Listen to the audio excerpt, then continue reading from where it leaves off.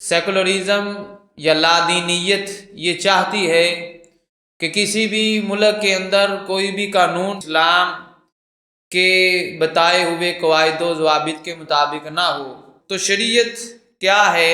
شریعت ان اصولوں اور قواعد و ضوابط کا مجموعہ ہے جو اللہ رب العزت نے قرآن مجید فرقان حمید کے اندر بیان کر دیے اور جن کی تشریح خود مصطفیٰ صلی اللہ علیہ وآلہ وسلم نے کر دی، وہ شریعت کہلاتے ہیں۔ اور شریعت کے عطا کرنے کے دو بنیادی مقاصد ہیں۔ ایک پہلا مقصد یہ کہ اس شریعت کو ماننے والوں کو حدود و قواعد سے آگاہ کر دیا جائے کہ ان کے فرائض کیا ہیں، ان کی ذمہ داریاں کیا ہیں، اور انسانوں کو علم ہو جائے کہ تشریعی احکام کیا ہیں، کیا کام کرنا ہے، کیا کام نہیں کرنا۔ وہ حدود بندی جو ہے شریعت بیان کرنے کا پہلا مقصد کہ حدود بیان کر دی جائیں کہ تم انسان رہتے ہوئے تمہاری حد یہ ہے، اس سے آگے نہیں جا سکتے، پہلا مقصد یہ۔ اور دوسرا مقصد یہ کہ انسان کو یہ معلوم ہو جائے کہ حقیقی نفع کیا ہے، حقیقی نقصان کیا ہے، حقیقی مصلحت کیا ہے، حقیقی مفاسد کیا ہے۔ بعض اوقات انسان کسی چیز کو نفع سمجھ کے کر رہا ہوتا ہے لیکن حقیقت میں وہ اس کے لیے نقصان کا باعث ہوتی ہے، اور بعض اوقات انسان کسی چیز کو نقصان سمجھتا ہے بلکہ حقیقت میں وہ اس کے لیے نفع مند ثابت ہوتی ہے۔ تو اللہ رب العزت نے شریعت عطا کر دی، حدود و قیود بھی دے دیے، بتلا دیا یہ تمہاری حد ہے اور اس حد کے اندر یہ چیز جائز ہے، اس کو اپناؤ گے تو فائدہ ہو جائے گا، اس کو اپناؤ گے تو نقصان ہو جائے گا۔ دیکھنے والا دیکھتا ہے اور یہ سمجھتا ہے کہ سود کے کاروبار کے اندر اگرچہ پیسہ آنا ہی ہے، نقصان کی کوئی صورت موجود ہی نہیں، لیکن اسلام کہہ رہا ہے تمہارا اس سے جو ہے نقصان ہی نقصان ہوگا، اور تم اللہ اور اس کے رسول کے خلاف جنگ کے لیے تیار ہو جاؤ۔ اب دیکھنے عقل میں یہ بات آتی نہیں کہ اس میں نقصان کیا ہے، لیکن شریعت نے کہہ دیا کہ نقصان ہے تو پھر نقصان ہے، کہ وہ آپ اپنا فائدہ دیکھ رہے ہو، پورے معاشرے کا جو نقصان ہوگا اس کو آپ جو ہے وہ پس پشت ڈال رہے ہو۔ اسلام اور شریعت آپ کو فرد تنہا کو نہیں ڈسکس کر رہی بلکہ پوری انسانیت اور پورے معاشرے کو ڈسکس کر رہی ہوتی ہے۔ تو یہ شریعت ہے، تو شریعت کے اگر آپ تابع رہیں گے تو پھر آپ راہ راست پر رہیں گے۔ اللہ رب العزت نے اصول و ضوابط دے دیے، ان کے انسان کو پھر تدبیر دے دی۔ تدبیر کیا ہوتی ہے؟ وہ آپ کی نظم و نسق ہے، وہ آپ کا طریقہ کار ہے، لاہ عمل ہے، آپ نے کس چیز کو کیسے ہینڈل کرنا ہے، کس چیز کو کیسے لے کر چلنا ہے، اسے تدبیر کہا جاتا ہے۔ تو اگر ہماری تدبیر رب کی تدبیر کے عین مطابق ہو جائے تو پھر کامیابی جو ہے وہ 100% ہو جاتی ہے، اور اگر ہماری تدبیر خدا کے مخالف ہو جائے تو پھر وہ تدبیر نہیں رہتی، تدمیر ہو جاتی ہے، جس سے مراد تباہی ہوتا ہے۔ پھر وہ تدبیر نہیں ہے، تدمیر ہوتی ہے۔ اور آج کا جو سیکولرزم طبقہ وہ چاہتا یہ ہے کہ آج ملک کے اندر سے اسلام کو ختم کر دیا جائے، اسلام اور جو شریعت کا نفاذ ہے اس کو ختم کر دیا جائے، اسلام بحیثیت نام کا رہ جائے۔ وہ چاہتا یہ ہے کہ یہ جو قانون لاگو کرنا ہے، یہ قانون بنانا جو ہے وہ ایک انسان کے ہاتھ میں دے دیا جائے، جو انسان چاہے قانون نافذ کرے، جس کو چاہے جو ہے ختم کر دے، منسوخ قرار دے، یہ انسان کے بس کی بات ہونی چاہیے۔ یعنی وہ جو اختیار رب نے اپنے پاس رکھے اور شریعت کی صورت میں انسانوں کو عطا کر دیے کہ اس کے اوپر عمل کرنا ہے، لادینیت اور سیکولرزم یہ چاہتی ہے وہ رب سے اختیار لے کر بندوں کو منتقل کر دیا جائے۔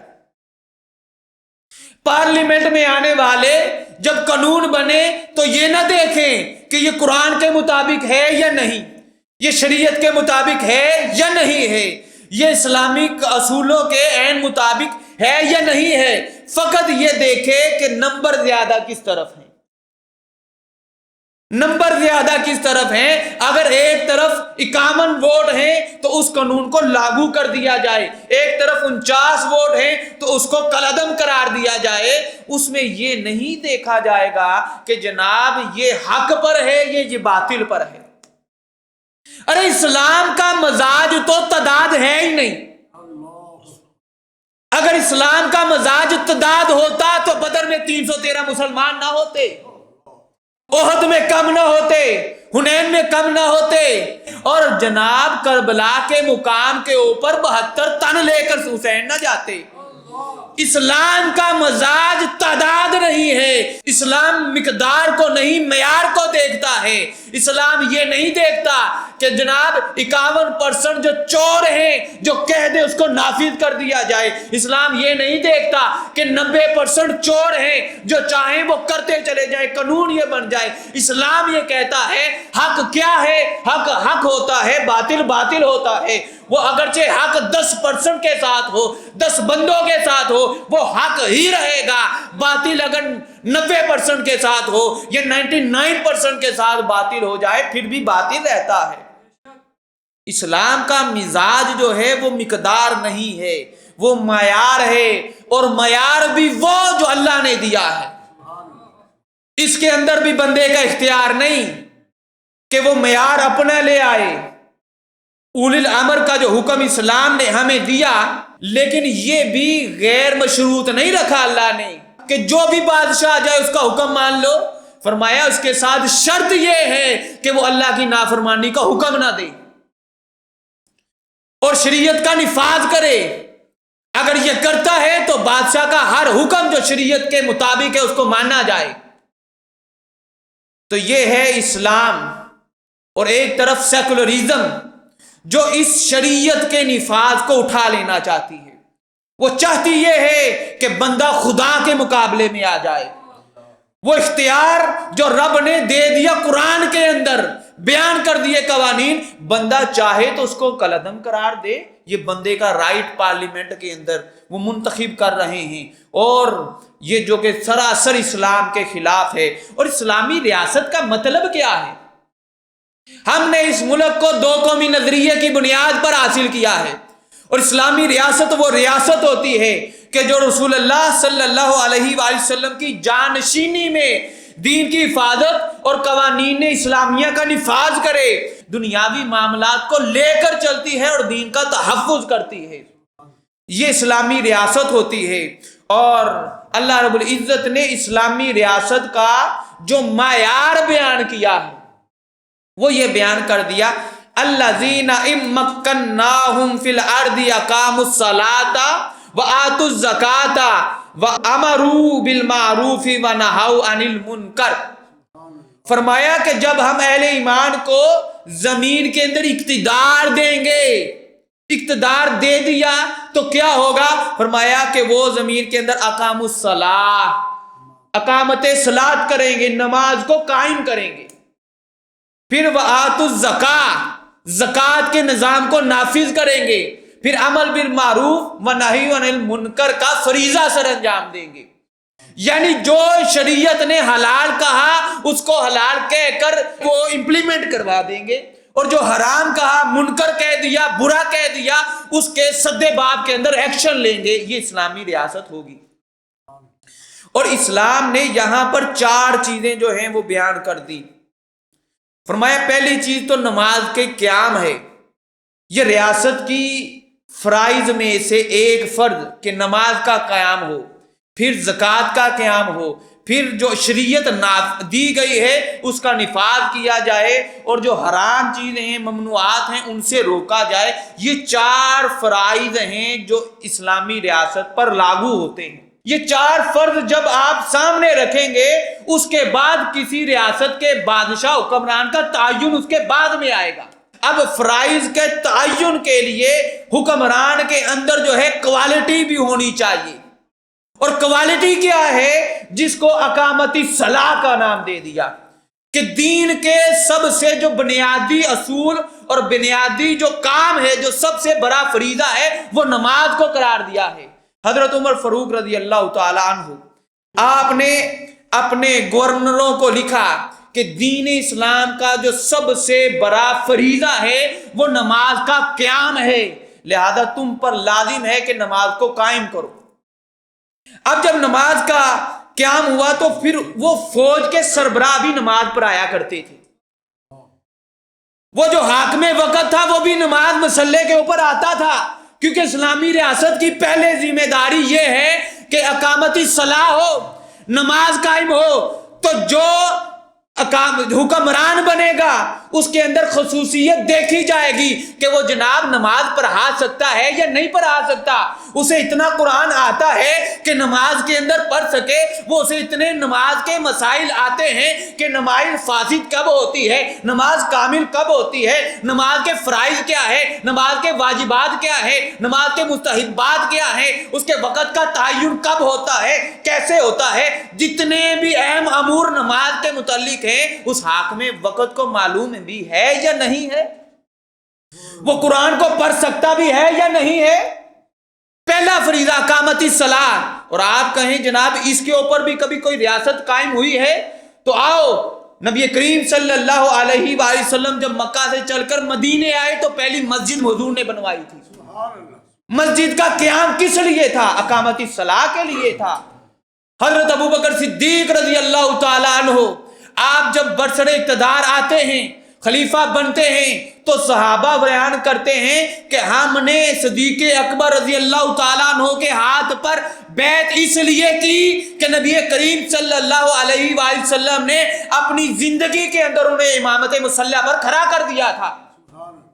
تو جس بندے کو حضور صلی اللہ علیہ وآلہ وسلم نے اپنی زندگی میں امامت کے مصلی پر کھڑا کر دیا تھا، دین کا سب سے اہم فریضہ نماز ہے، نماز جو پڑھاتے رہے حضور صلی اللہ علیہ وآلہ وسلم کی حیات میں، پھر ہم نے دنیا کے معاملے بھی اس کے سپرد کر دیے تھے، اس لیے کہ دین کا سب سے بڑا فریضہ جو ہے وہ صدیق اکبر کے کندھوں پر حضور صلی اللہ علیہ وآلہ وسلم جو ہے وہ ڈال کر گئے تھے، اور 17 نمازیں صدیق اکبر رضی اللہ تعالیٰ عنہ نے حضور صلی اللہ علیہ وآلہ وسلم کی موجودگی میں پڑھائی ہیں۔ تو اسی بنا کے اوپر جو ہے وہ صحابہ نے ان کو قبول کر لیا تھا۔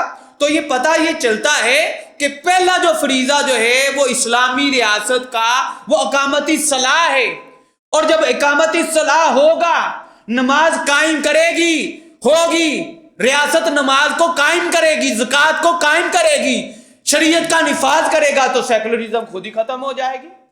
تو سیکولرزم کی پہلی جڑ جو ہے اسی آیت سے کٹ جاتی ہے کہ اسلامی ریاست ہوتی وہ ہے جہاں پر اللہ کے دین کا نفاذ کیا جاتا ہے۔ تو جب اسلام آ جائے گا تو پھر سیکولرزم چلی جائے گی، جب اسلام آ جائے گا لادینیت ختم ہو جائے گی۔ اس لیے علامہ اقبال علیہ رحمہ جو ہیں آپ نے بیان کر دیا کہ یہ اہل یورپ نے دین سے، مذہب سے چھٹکارا کیوں چاہا؟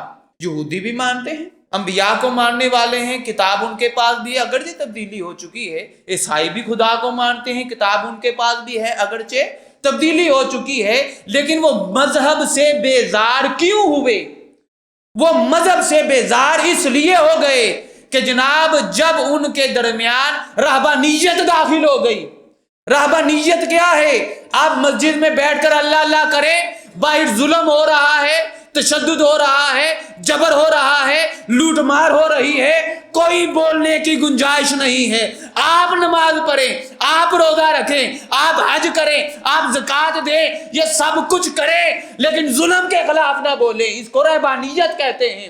اقبال کہتے ہیں جب اہل یورپ کے ہاں رہبانیت ہو گئی تو پھر وہاں سے دین چلا گیا، وہاں سے دین ختم ہو گیا۔